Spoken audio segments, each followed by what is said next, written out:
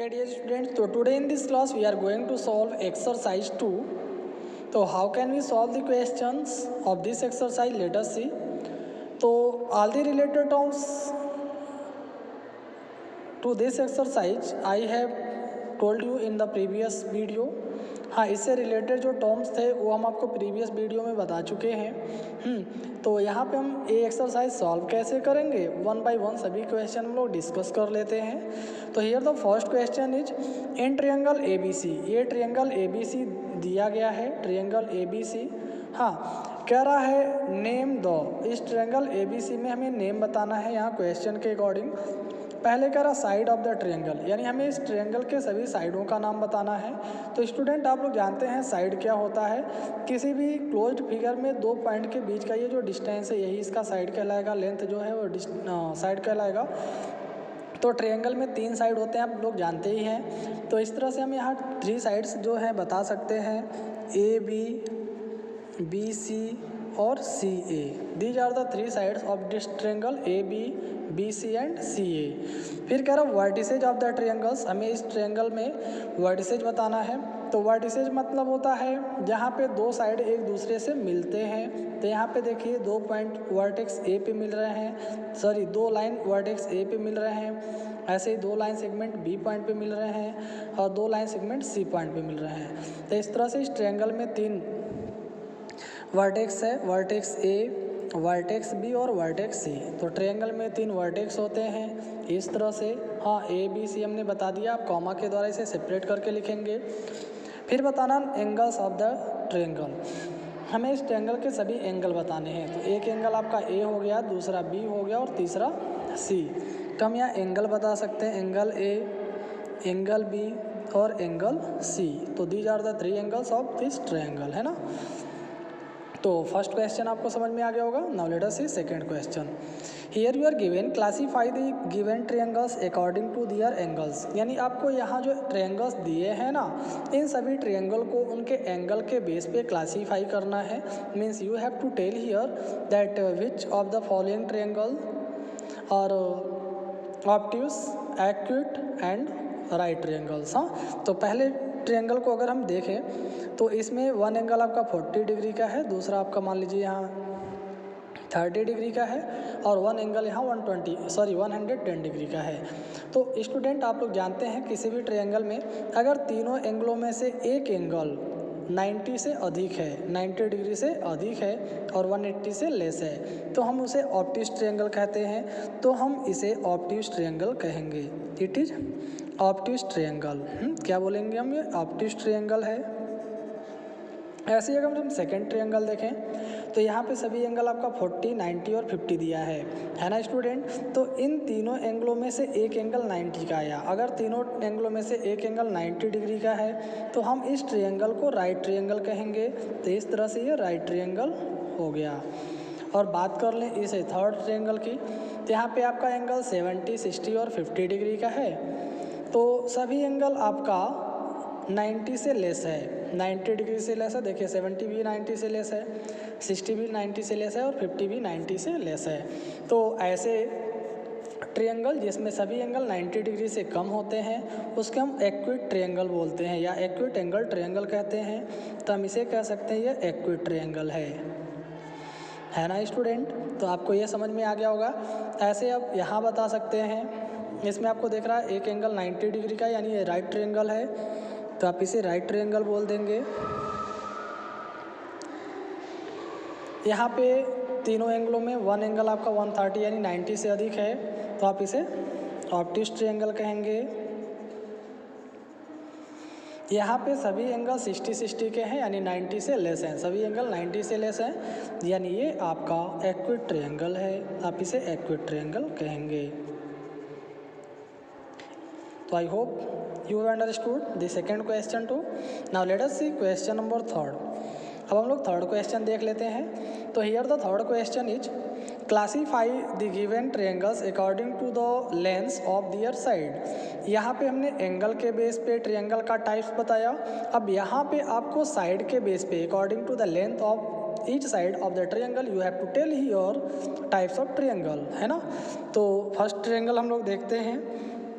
यहाँ जो first triangle दिया है इसमें सभी साइड आपके 4 सेंटीमीटर के दिए हैं। तो स्टूडेंट आपको हमने बताया था ऐसा ट्रायंगल जिसमें सभी साइडों का लेंथ सेम हो, इक्वल हो, उसको हम इक्विलेटरल ट्रायंगल कहते हैं। तो हम फर्स्ट ट्रायंगल को इक्विलेटरल ट्रायंगल कहेंगे। ये क्या कहलाएगा?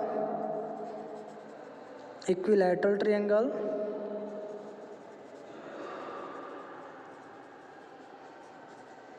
है ना। सेकंड देख लें तो इसमें सभी साइडों का लेंथ नहीं, सॉरी, इसमें 2 साइड का लेंथ सेम है। ये भी 4 सेंटीमीटर, ये भी 4 सेंटीमीटर, यानी 2 साइडों का लेंथ सेम है, एक आपका डिफरेंट है, अलग है। तो ऐसा ट्रायंगल जिसमें 2 साइडों का लेंथ इक्वल हो, एक अलग हो, उसको हम बोलते हैं स्केलेन ट्रायंगल। सॉरी इस आइसोसेलेस ट्रायंगल, हम इसको आइसोसेलेस ट्रायंगल कहेंगे।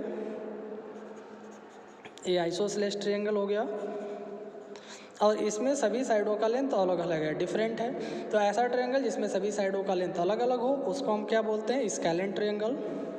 तो ये हो गया स्केलेन ट्रायंगल, है ना स्टूडेंट। तो आई होप आपको ये तीनों क्वेश्चन बहुत ही अच्छे से समझ में आएगा। Good, very good. Now let us see other question. Okay students, तो now let us solve question number 4 of second exercise. तो here you are given check whether the following can be the angles of a triangle. आपको check करना है कि यहाँ जो angles दिए हैं क्या ये ट्रायंगल के एंगल हैं। अगर हैं तो आपको बताना है these are the angles of triangle. अगर नहीं है तो आपको बताना है कि ये ट्रायंगल के एंगल नहीं है। तो स्टूडेंट अब इसका क्राइटेरिया क्या है, हम कैसे जानेंगे कि ये ट्रायंगल के एंगल्स हैं या नहीं हैं। तो student you know I have told you that the sum of all angles of a triangle, the sum of all angles of a triangle is always 180। यानी किसी भी ट्रायंगल में तीनों एंगलों का सम हमेशा 180 होता है। If the sum of all the 3 angle is less than 180 और मोर देन 180 तो it is not possible to have a triangle having all these angles. ठीक है, तो अगर किसी भी ट्रायंगल में तीनों एंगलों का जो सम आ रहा है वो 180 से अगर कम आए या 180 से अधिक आए तो कभी भी उन दिए गए मेजर के अकॉर्डिंग ट्रायंगल नहीं हो सकता।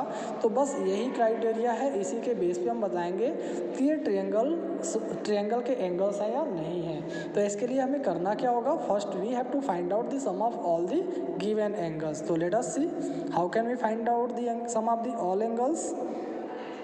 तो पहले केस में हम लिख सकते हैं सम ऑफ ऑल एंगल्स। तो sum of all angles equal to हम यहाँ लिख सकते हैं 33 + 90 + 45, है ना। तो अगर हम इसका सम फाइंड करते हैं तो कितना आएगा? 5 0 और 3 ऐड कर लेंगे 8 आएगा, 4 और 9 13, 13 में 3 ऐड कर लेंगे तो कितना आएगा? 9 4 13, 13 में 3 ऐड कर लेंगे 16, यानी 168 आया। कितना आया स्टूडेंट? 168। तो 168 मतलब क्या? इन तीनों एंगलों का जो सम आया 168 यानी 180 से लेस आया ना। It is less than 180। तो हम कह सकते हैं because 180 is less than 180 degree. हाँ, अगर इसके इक्वल होगा, 180 के इक्वल होगा तभी ये ट्रायंगल हो सकता है। अगर इससे लेस है या इससे अधिक है तो नहीं हो सकता। तो हम कह देंगे सो दीज और नॉट, क्या बोलेंगे हम? दीज और not angles of a triangle, यानी ये ट्रायंगल के एंगल नहीं होंगे। तो आई होप आपको ये समझ में आया होगा। ऐसे हम लोग एक और देख लेते हैं। तो ये सेकेंड वाला क्वेश्चन हम आपको यहाँ बता दे रहे हैं। हाँ, बी वाला क्वेश्चन 110 डिग्री दिया है, 45 है और 25 डिग्री है ना। चेक करना है कि ये ट्रायंगल के एंगल्स हैं या नहीं। तो हमें क्या करना, सबसे पहले सम निकालना है। तो लिखेंगे सम ऑफ ऑल एंगल्स या ऑल द 3 एंगल्स आप लिख सकते हैं।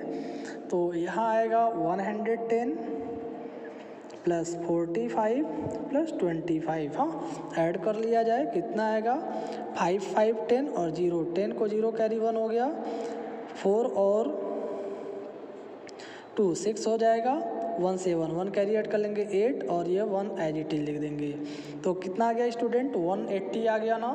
तो यहाँ आप देख रहे हैं जो सम आया 180 डिग्री आ गया। तो आप बता सकते हैं यहाँ पे because sum is equal to 180, यानी जो सम आया वो 180 के इक्वल आया, 180 डिग्री के इक्वल आया। तो हम कह सकते हैं सो दीज और क्या लिखेंगे? So these are angles of a triangle, these are angles of a triangle, यानी ये सभी ट्रायंगल के एंगल होंगे। तो I hope student you have understood very well how to solve question number 4। तो all the remaining question of this exercise you will do yourself, तो do yourself. Thank you. Okay students, तो now let us see question number 5। तो here you are given find the missing angle in each triangle, यानी यहाँ पे जो triangle दिए हैं उसमें हमें मिसिंग एंगल बताना है।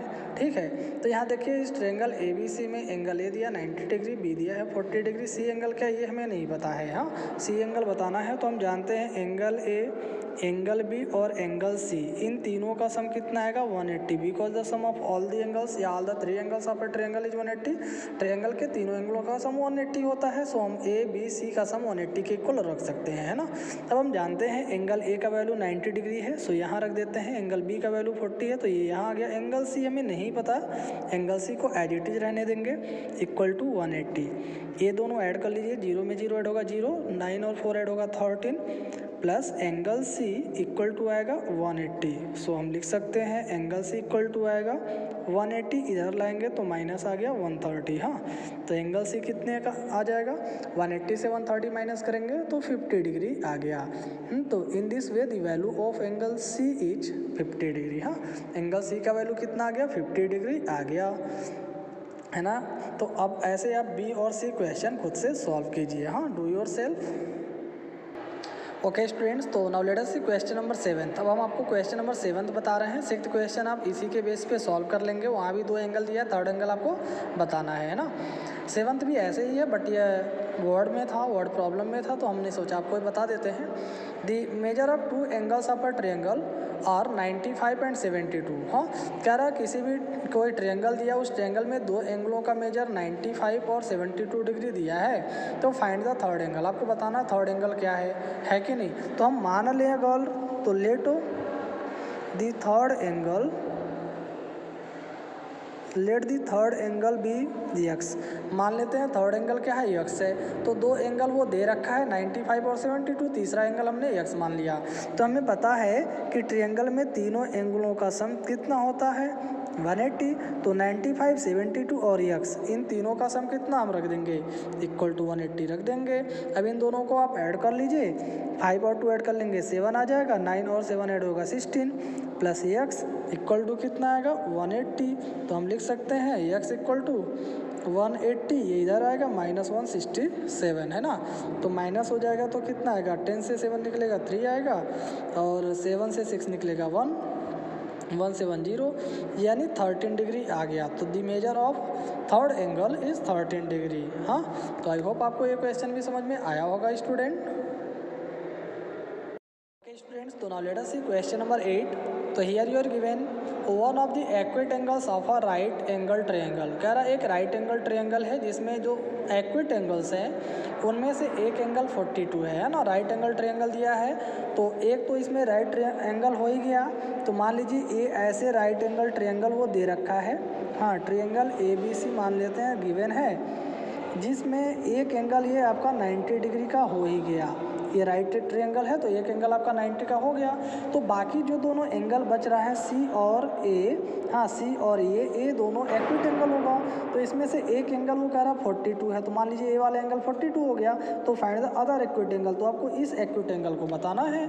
अब आसान हो गया ना, ऐसे आप फिगर को बनाकर सॉल्व करेंगे। अब आप जानते हैं कि ट्रायंगल के तीनों एंगलों का सम 180 होता है, तो आप यहाँ लिख सकते हैं angle A, angle B plus angle C equal to 180। Angle A मान लीजिए 42 है और एंगल बी 90 है, एंगल सी हमें बताना है, इक्वल टू 180 होगा।